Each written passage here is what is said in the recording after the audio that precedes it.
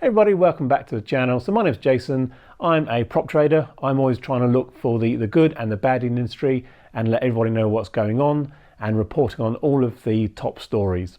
So as you know, my Forex Funds were probably the largest prop firm and they got into a lot of trouble, and from the beginning of September they ceased everything activity wise. They were being investigated by the regulation committees within Canada and the US, and it was all around fraudulent use of $300 million. Now, this in itself as a claim I think is a bit spurious, because that is what they had estimated the actual revenue was taken over the period of over 2 years they were trading, but didn't take into account that actually had paid out a lot of the traders. Now, what we were expecting was a ruling around the middle of September when all the legal teams would get together, have this case, and therefore probably come back or have another announcement. Now, we've heard nothing whatsoever at all from my Forex Funds since then. The Instagram's gone quiet, everything has literally just fallen off a cliff, so we can pretty much take it that they are gone, they are not coming back. Now, over the past couple of months, we've seen a lot of people saying, yes, we knew this was going to happen, it was inevitable, we could see through it was a scam, it was completely fraudulent from the start. Now, that is hard to believe because I've been funded with them in the past. I'd taken out nice profits. They had no issue at all paying out on any of the things I actually did. A lot of the concerns, and probably why they were taken down, came about because of the brokers they were using were effectively themselves, and they weren't able to place any trades in the live markets, which in itself is pretty much an offense. If you are going to be running a business with a trading side of things, you need to be able to have access to all the latest markets, all the latest information, as well as the data and the feeds, and be able to place real trades if necessary. Now, a lot of the concerns were always raised by traders around the execution times, the slippage and the spreads. Now, that in itself is not too bad because we know brokers have slippage. We know they have a lot of spread widening. We see some of the big brokers, for example, do heavy discounts on some of the major Forex pairs.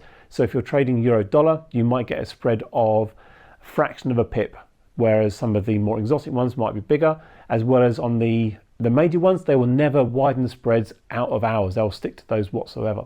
As we've seen in some of the other currency trading pairs, spreads can widen anything from 3, 5, 20 pips out of hours when there's no liquidity in the market. So again, these are not things that I found particularly difficult to comprehend, but a lot of traders out there who may have been working on some scalping techniques would have had real issues if they were able to get into, let's say, the Asian session and the spreads were just widening all over the place and felt they were being manipulated out of the market, when in reality that is what a lot of brokers do, regardless of whether they are fully regulated or just actually out there right now.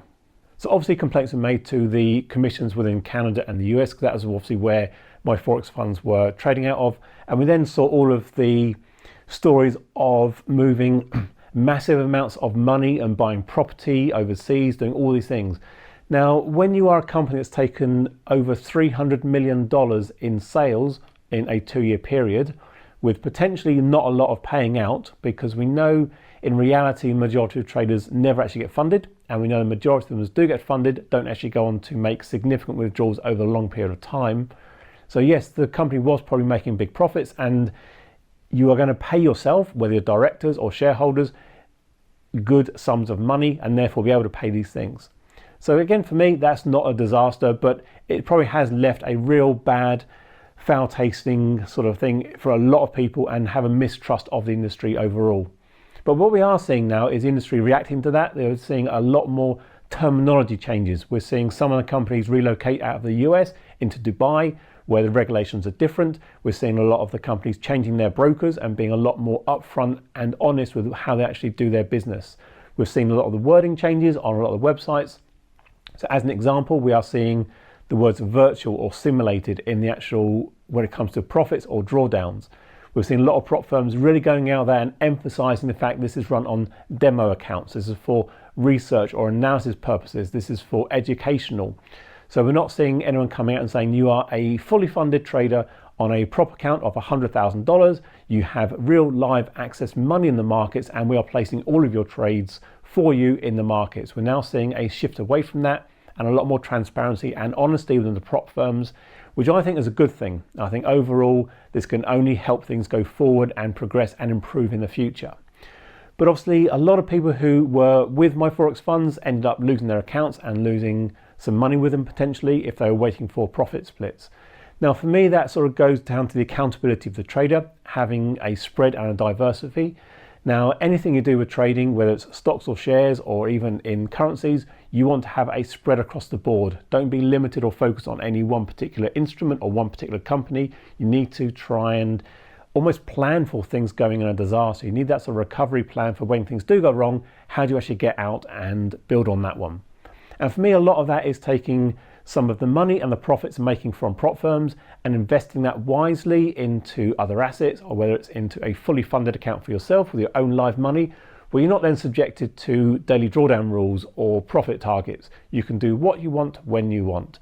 And for me, that's sort of what we're seeing a shift. A lot of traders now progressing that way, really focusing on their own sort of financial gains over the long term, as opposed to short term. Let's get in there with a funded account within, let's say, a couple of weeks or a month and try and get 20, 30, 40% to get a massive payout, boom and bust, which doesn't help anyone for long term. So overall, yes, the actual failure of the biggest and most successful prop firm company out there at that time was not good, but I think we're seeing the ramifications and a lot of the positive impacts of that coming in the future, and definitely see this being a more advantageous for the traders going forward. So let me know in the comments if you've been affected by more Forex funds, or you want to see more info and updates on this one, because I'll be keeping an eye out, seeing if there's actually any changes.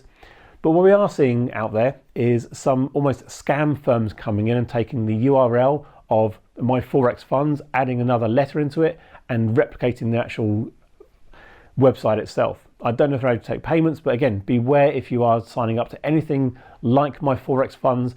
These are potentially scams, so always go with a reputable prop firm and brokers, and you'll always be safe in the future. So thanks for watching, and I'll catch you again soon. Cheers.